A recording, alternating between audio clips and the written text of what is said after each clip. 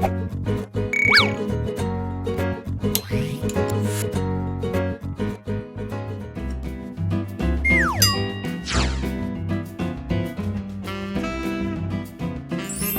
个车库门呢，关下来以后，它自动又弹回来，哎，这个问题怎么解决？哎，现在我们给大家看一下这个现象。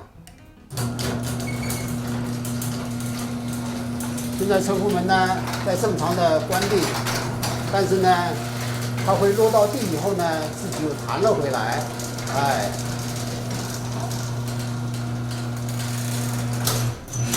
哎，就是这个现象。哎，关到底以后，车库门又返回来。哎，我们怎么样自行的处理这个车库门这个问题？车库门关到底，哎，车库门自动弹回来。它这个问题主要是出现在呢车库门的 opener 的限位不对。这个时候呢，我们要去调整一下限位，就能把这个问题解决了。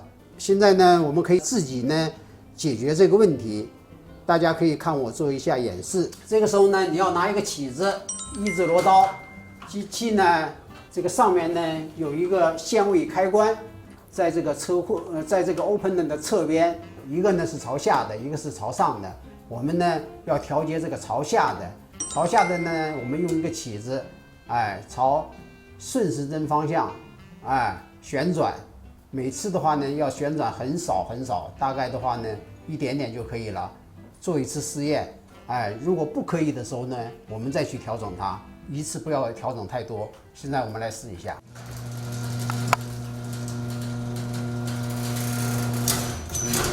好，现在呢，车库门又自动打开。这个时候的话呢，就证明呢我们调节不到位。哎，我们再进行一次调整。哎，我们再把这个调节旋钮呢，在逆时针的方向呢。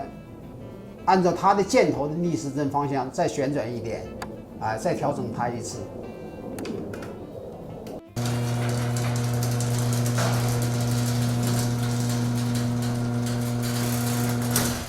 好，现在呢我们已经调整好了，车库门呢正常的关闭了。